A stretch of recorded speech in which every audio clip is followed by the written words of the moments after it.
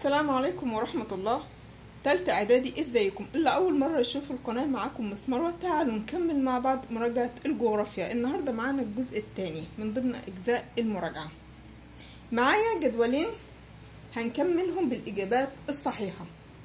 اول جدول معايا عبارة عن 3 قارات: قارة اسيا وقارة افريقيا وقارة اوروبا. هو طالب مني الموقع الفلكي لكل قارة، وايه كمان الموقع الجغرافي، يعني حدودها من الشمال والجنوب والشرق، وعايز كمان اهم مظاهر السطح اللي موجودة في كل قارة، والاقاليم المناخية اللي بتظهر في اسيا وافريقيا واوروبا. تعالوا نحل مع بعض السؤال ده. عشان احله صح ارجع للدرس تاني، اراجع الموقع الفلكي لكل قارة والموقع الجغرافي واهم مظاهر السطح اللي موجودة، سواء كانت جبال، هضاب، سهول، صحاري. عندي كمان الاقاليم المناخية، اراجعها واعرف اي اقليم بيظهر في اي قارة او مكانه فين. نبدأ بأول حاجة قارة آسيا. موقعها الفلكي دايرتي عرض 81 درجة شمالا و10 درجة جنوبا. طيب خطي الطول آسيا بتمتد ما بين 26 درجة شرقا و170 درجة غربا. نيجي لقارة افريقيا. دائرتي عرض موجودة ما بين دائرتي عرض 37.5 درجة شمالا و34.5 درجة جنوبا. خطي الطول بتاع قارة افريقيا 51 درجة شرقا و17 درجة غربا. طيب قارة اوروبا موجودة فين؟ بين دائرتي عرض 36 درجة و71 درجة شمالا. طيب خطي الطول 66 درجة شرقا و25 درجة غربا، اللي هو غرب ايسلندا. كده احنا عرفنا الموقع الفلكي لكل قارة. تعالوا بينا بقى نشوف حدود كل قارة. قارة آسيا حدودها الشمالية عند المحيط القطبي الشمالي موجود في شمالها. طب في جنوبها عند المحيط الهندي، وفي شرقها المحيط الهادي. طيب في غربها عندي 3 حاجات: قارة أوروبا، كمان البحر المتوسط والبحر الأحمر. دي حدود قارة آسيا، يعني موقعها الجغرافي. طيب الموقع الجغرافي لقارة افريقيا، نبدأ بالشمال. شمال قارة افريقيا عند البحر المتوسط، وده بيفصلها عن قارة اوروبا. طيب عندي في الشرق المحيط الهندي، كمان البحر الاحمر اللي بيفصل قارة افريقيا عن قارة اسيا. نيجي بعد كده للغرب. حدود قارة افريقيا الغربية عند المحيط الاطلنطي. نوصل لقارة اوروبا. تعالوا بينا نبدأ بالشمال. يا ترى ايه اللي في شمال قارة اوروبا؟ المحيط القطبي الشمالي. طيب اللي في جنوبها عندي البحر المتوسط، وده بيفصلها عن قارة افريقيا. تمام، جميل جدا. نيجي للشرق. شرق قارة اوروبا عندي قارة اسيا. طيب في الغرب عندي المحيط الاطلنطي. كده انا خدت الموقع الفلكي لكل قارة، يعني امتداداتها دائرتي عرض وخطي الطول، وكمان خدت الموقع الجغرافي وهو الحدود بتاعتها. نيجي بعد كده لأهم مظاهر السطح، نركز في اللي طالبه. قارة آسيا عايز أول حاجة جبال موجودة في غرب القارة. طالب جبلين موجودين في غرب قارة آسيا.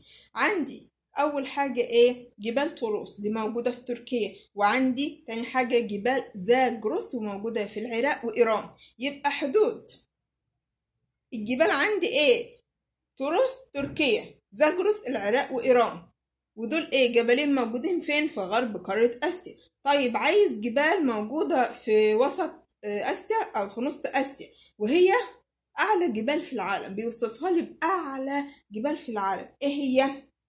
جبال الهيمالايا اللي فيها قمة إيفرست، ودي أعلى قمة في العالم. طيب عايز هضبة في وسط الهند.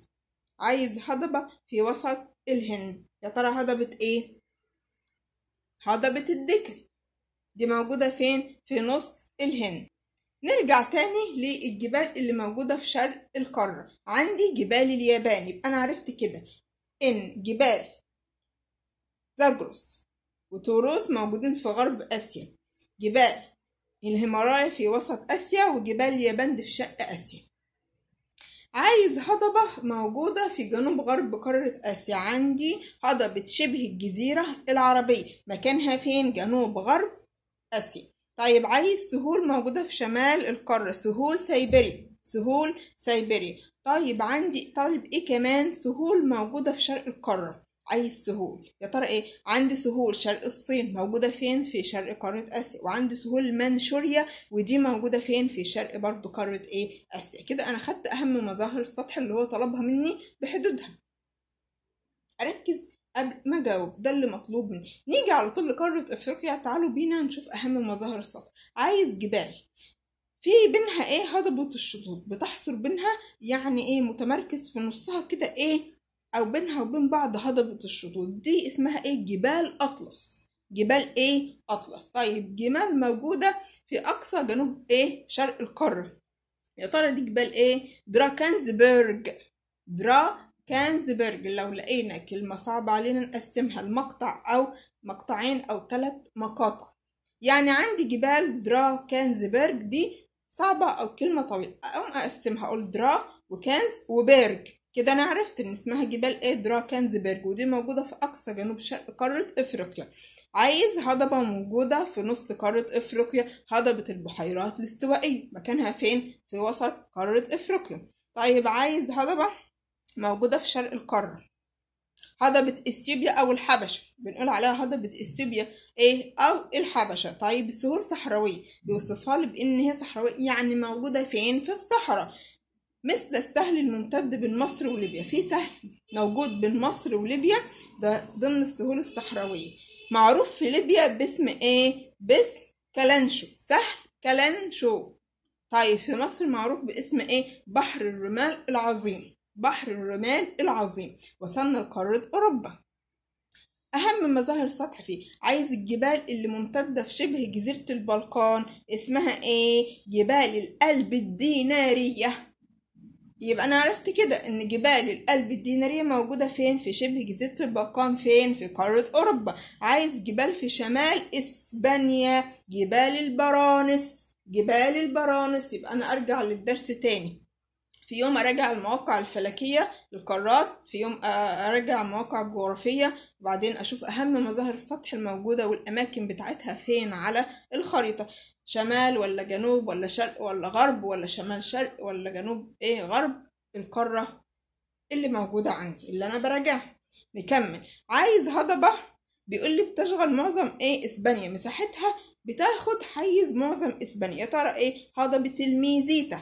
هضبة ايه؟ الميزيتا بتاخد مساحة بتشغل معظم ايه؟ دولة اسبانيا. طيب عايز هضبة بتمر فيها انهار زي نهر السين. زي نهر ايه؟ السين. دي هضبة فرنسا الوسطى، فيها انهار زي نهر السين. عايز اسم السهل اللي بيكون موجود من ساحل المحيط الاطلنطي في الغرب لحد جبال اورال اللي موجودة في الشرق، ده اسمه ايه؟ السهل الاوروبي العظيم. حدوده من فين؟ من ساحل المحيط الأطلنطي في الغرب لحد جبال أورال في الشرق.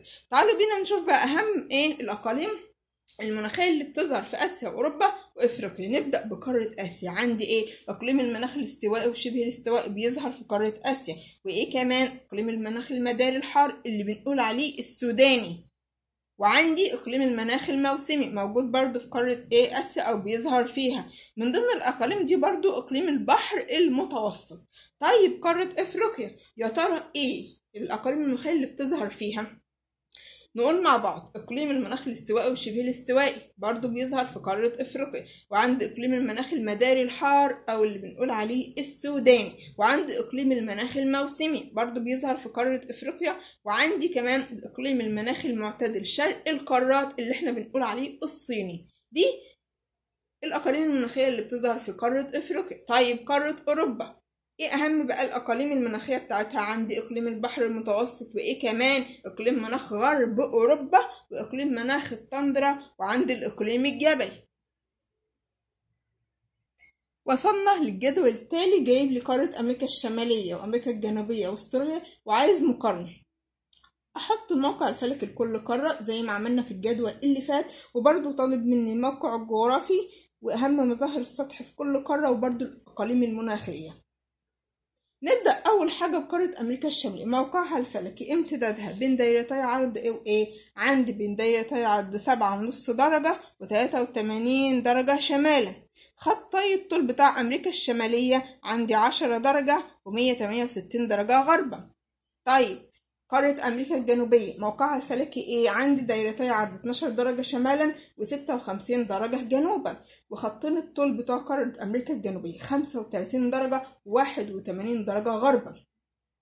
وصلنا لقارة استراليا، موجودة فين فلكيا؟ بتقع ما بين دايرتي عرض 10 درجة و44 درجة جنوبا. طيب خطي الطول 113 درجة و178 درجة شرقا. يبقى مكتفيش ان اعرف مكان القارة على الخريطة وحدودها الجغرافية، لازم اعرف موقعها الفلكي عن امتدادها ما بين دوائر العرض وخطوط الطول. يلا بينا ناخد الموقع الجغرافي لكل قارة. نبدأ بأمريكا الشمالية، في شمالها موجود عندي ايه؟ المحيط القطبي الشمالي، ده حدود أمريكا الشمالية ايه جغرافيا. في الشرق عندي المحيط الأطلنطي. طيب في الغرب موجود ايه؟ المحيط الايه الهادي. والجنوب الشرقي بتاع امريكا الشماليه عندي خليج المكسيك والبحر الكاريبي. يبقى انا كده عرفت حدود امريكا الشماليه، شمالها المحيط القطبي الشمالي وجنوبها الشرقي خليج المكسيك والبحر الكاريبي. وصلنا لامريكا الجنوبيه، في الشمال موجود عندي ايه؟ البحر الكاريبي اللي بيفصلها عن قاره امريكا الشماليه، موجود في جنوب ايه؟ شرق امريكا الشماليه، وموجود عندي في شمال امريكا الجنوبيه اللي هو ايه؟ البحر الكاريبي. في الشرق عندي بتاع قاره امريكا الجنوبيه المحيط الاطلنطي، وفي الغرب المحيط الهادي. طيب قاره استراليا، في الشمال بحر ارافورا، وده بحر بيفصل ما بين جزر اندونيسيا اللي موجوده في قاره اسيا وما بين قاره استراليا. برافو. طيب في الجنوب والغرب بتاع استراليا موجود المحيط الهندي، وفي الشرق المحيط الهادي. كده انا عرفت الحدود بتاعت كل قارة من الثلاث قارات. لو عملت جدول مقارنة في كشكول او في كراسة طبعا الموضوع هيكون سهل، كل ما اجي اراجع عليه واحل اسئلة كل ما المعلومات بقت عندي، لان اللي بيملك المعلومات في اول الترم بيستفيد وبيوصل لنتيجة التفوق في النهاية في الامتحان. يلا بينا ناخد اهم مظاهر السطح في الثلاث قارات. هنبدأ بايه؟ بقارة امريكا الشمالية. عايز اول حاجة جبال موجودة في غرب القارة، وبيوصفها لي بان اعلى جبال القارة دي جبال ايه؟ روكي، جبال روكي. طيب هضبة موجودة في شمال شرق قارة امريكا الشمالية، دي هضبة لابرادور. انا قلت لو في كلمة صعبة بنقسمها، لابرادور هنقسمها لمقطعين، لابرا ودور. نيجي بعد كده عايز هضبة موجودة في جنوب قارة امريكا الشمالية، هضبة المكسيك، هضبة المكسيك. اللي بعد كده طالب مني سهول نهر بيصب في خليج المكسيك، ده نهر الميسيسيبي، هتبقى سهول نهر ايه؟ الميسيسيبي. نيجي لقارة امريكا الجنوبية، عايز جبال في غرب القارة، جبال الانديز، مكانها فين؟ غرب قارة امريكا الجنوبية. طيب عايز هضبة موجودة في شرق القارة، بيوصفها لي بإيه؟ بإن أعلى هضبة في القارة بتاعت أمريكا الجنوبية دي هضبة البرازيل، أعلى هضبة يعني إيه؟ أكتر هضبة مرتفعة في قارة أمريكا الجنوبية. بعد كده طالب مني إيه؟ هضبة موجودة في جنوب قارة أمريكا الجنوبية، هضبة باتاجونيا،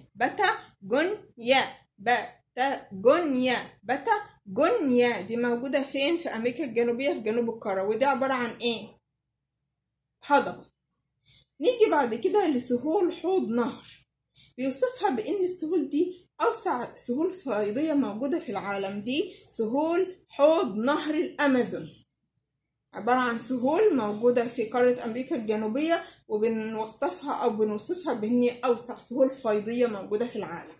وصلنا لقارة استراليا، طالب مني ايه؟ جبال امتدادها على طول الساحل الشرقي بتاع استراليا، الساحل الشمالي الشرقي لاستراليا. هي عبارة عن ايه؟ جبال الحاجز الكبير، بنقدر نعرفها باسم ايه؟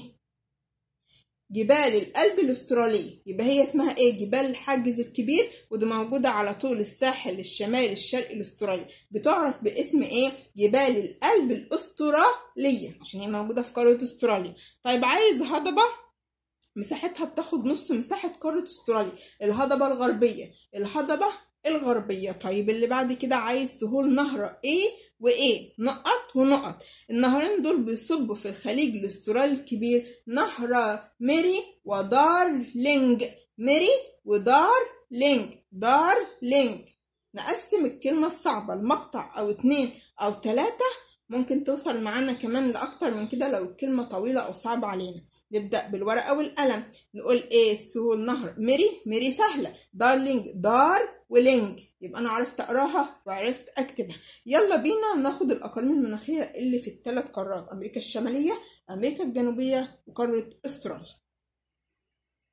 الأقاليم المناخية اللي بتظهر في قارة أمريكا الشمالية: عندي إقليم المناخ المداري الحار اللي بنقول عليه السوداني، وإيه كمان بيظهر هناك؟ إقليم مناخ البحر المتوسط، وعندي الإقليم المناخي المعتدل شرق القارات اللي بنقول عليه الصيني، وعندي إقليم مناخ غرب أوروبا. الأربع أقاليم مناخية دي بتظهر في قارة أمريكا الشمالية. طيب يا ترى الأقاليم المناخية اللي بتظهر في قارة أمريكا الجنوبية، تعالوا بينا نعد مع بعض. عندي إيه؟ إقليم المناخ الاستوائي وشبه الاستوائي، وإيه كمان؟ إقليم المناخ المداري الحار أو السوداني، وعندي كمان إقليم مناخ البحر المتوسط، والإقليم المناخ المعتدل شرق القارات أو اللي احنا بنقول عليه الصيني. طيب بالنسبة لأستراليا، إيه الأقاليم المناخية اللي بتظهر فيها؟ نعد مع بعض، يلا بينا. عندي إقليم المناخ الموسمي، وإيه كمان؟ إقليم المناخ المداري الحار السوداني، والإقليم المناخ المعتدل شرق القارات، وعندي إقليم مناخ البحر المتوسط. احنا كده خلصنا أسئلة النهاردة، يا رب تكونوا استفدتوا. المطلوب منكم مراجعة القارات، موقع الفلكي، الموقع الجغرافي، وكمان التضاريس اللي موجودة فيها بأماكنها على الخريطة، موجودة فين جوه القارة، زي ما قلت في الشمال، في الجنوب، ولا في الشرق، ولا في الغرب. وكمان لازم نعرف الأقاليم المناخية ونرجعها عشان نعرف الأقاليم اللي بتظهر في قارة أوروبا وآسيا وأفريقيا وأمريكا الشمالية وأمريكا الجنوبية وكمان قارة أستراليا. ما تنسوش اللايك الجميل والشير الكتير عشان الكل يستفيد. إن شاء الله بإذن الله انتظروني في درس جديد قريب. كانت معاكم مس مروة، والسلام عليكم.